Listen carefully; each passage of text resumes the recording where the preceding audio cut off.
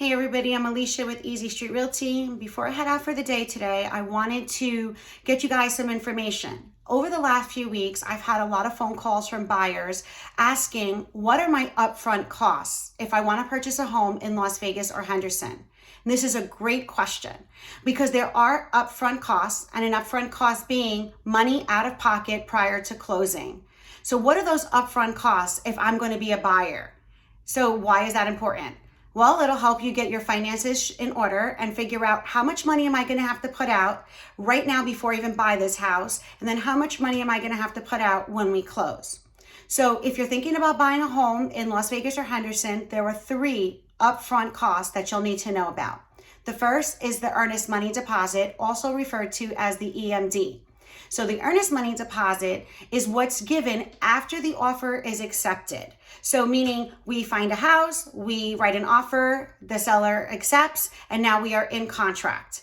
And after we're in contract, or what we call in escrow is opened with a title company, and then within usually 2 to 3 days, and this time frame is specified in your contract, so you'll know exactly what you're walking into. So it's within 2 to 3 business days that you'll wire this amount of money to the title company. Now, the earnest money deposit amount will vary listing to listing. It usually it varies upon the list price of the house and your offer price. So if the house is listed for $300,000 and you're offering $300,000, then typically I see that the earnest money deposit can be anywhere from $2,000 to $4,000. Can be a little more. It's typically never less than $2,000, but it's good for you to know because that money has to be wired upfront right in the beginning. If this money is not wired within 2 to 3 business days, if that's what's specified in your contract, then you'll be found in breach of contract and you'll have to, and the seller can cancel it. So you need to get that money in right away. And with COVID, the wiring, going into the bank and getting the wiring done requires an appointment. So you might want to get all of that in order now, go to your bank and say, hey, I'm thinking about buying a home. I'm going to need to wire a deposit to the escrow company. Do I need to make an appointment for that? What times do you send your wires? Because most banks will send one in the morning and one in the afternoon. So if it's sent in the afternoon, then you know the funds are not going to hit till the next day. And it's important to let your agent know that so she can let the other side know that in case it's beyond that 2 days where you said the earnest money deposit will be to the title company. This earnest money deposit is subtracted from your down payment and closing costs that are due at the end of closing. So just for example, if the earnest money deposit is $5,000 and what you were told you have to bring to closing is $50,000, they subtract that $5,000 and now it's $45,000 at closing.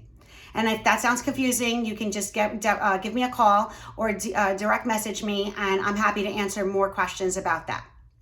So that's your first upfront cost, the earnest money deposit. Your second upfront cost is going to be the home inspection.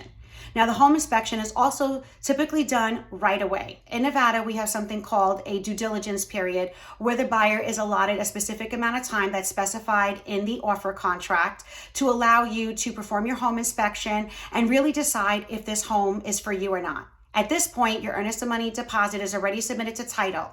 Now, if you decide that for any reason the home inspection didn't go well or you don't want the home, you get to back out during this due diligence period and you get your earnest money deposit back. But in terms of the inspection, it's done in this period so you know exactly what you're getting into when buying this home. You, at this point, if you're going to ask for repairs from the seller and the seller and the buyer are in negotiations, it's done during this period, sorry guys, so that you know exactly if you want to back out or go forward based on the seller's willingness to either repair or give you a credit or whatever's going to happen. But the inspection will be based upon the company that you choose, as everybody has different fees, and the size of the home and what needs to be inspected. So if the home has a pool, typically it's a little bit more money. If the home has a casita, something again that's in addition to the square footage of the home, which they will ask you up front also, how big is the home, and they give you a price on that.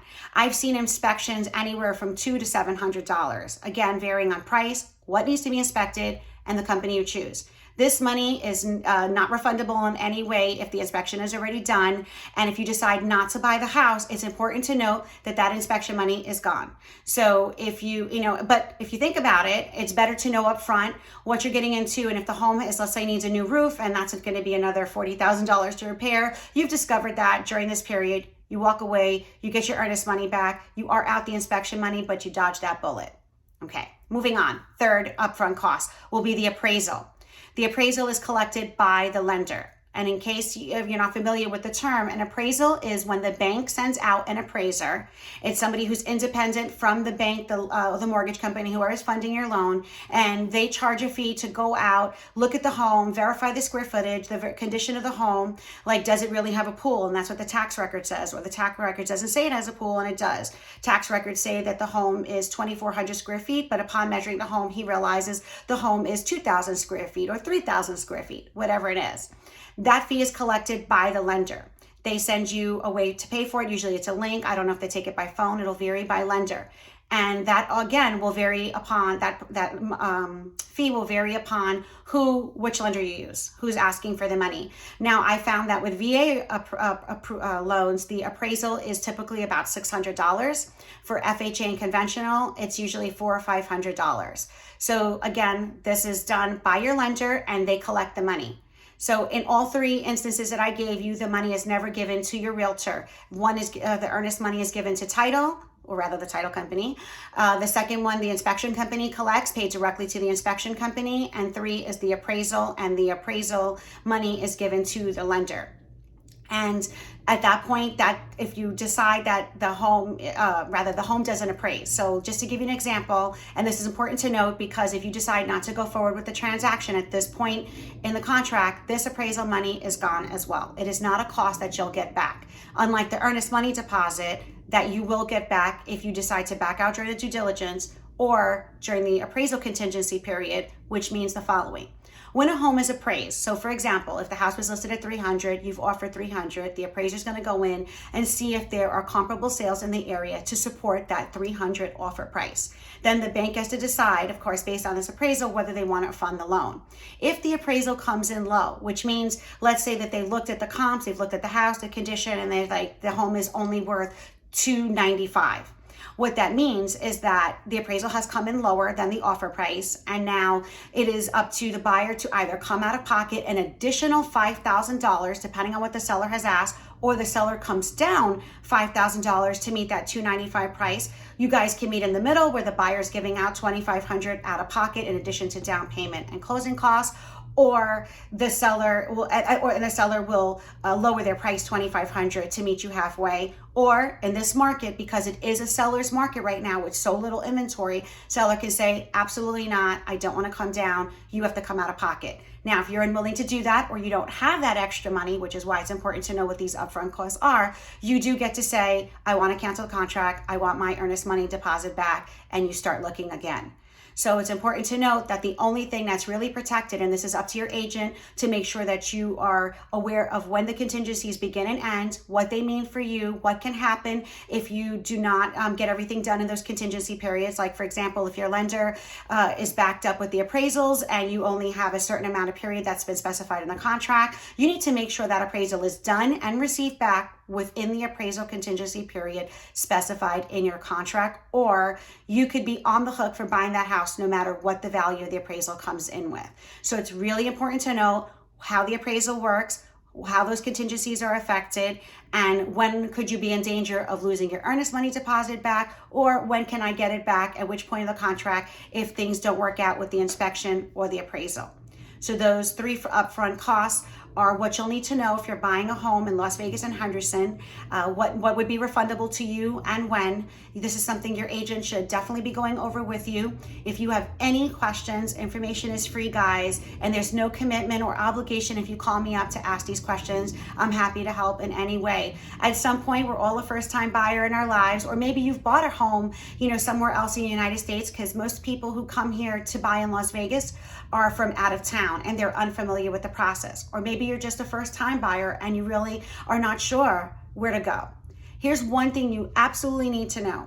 the buyer does not pay our commissions. So that is definitely a cost that you will not incur when using an agent. So I highly encourage everybody who's thinking of buying a home here in Las Vegas, whether it's a new construction or a resale home, to work with a realtor. It is in your best interest to have somebody advocating for you at all times. So again, the buyer does not pay the realtor's commission. And when you're buying new, do not think that by walking into the new home build without a realtor, you're going to get a better price. The builder does not negotiate their price like that, and our commissions are built into their marketing budget, so it doesn't affect the price that you pay for your home as well. And as buyers, what you're doing is getting representation for free. You have somebody advocating for you every step of the way. And when I work with my clients, I'm there with you from beginning to end. So when we're writing a contract, when we're performing the inspection, through the appraisal process, and I even go to signing so that I've made sure I've reviewed your settlement statement and I've gotten, everything, all the ducks are in a row and we're good to close. So it's really important for you guys to note that that is not an upfront cost to you. It costs you nothing to have a realtor and to have representation. I hope this has been helpful for you. If you're in the market to buy a home, I'd love to help you guys out. My phone number is 702-755-3691, or you can email me at arivera@easystreetrealty.com. Have a great day, guys, and good luck out there.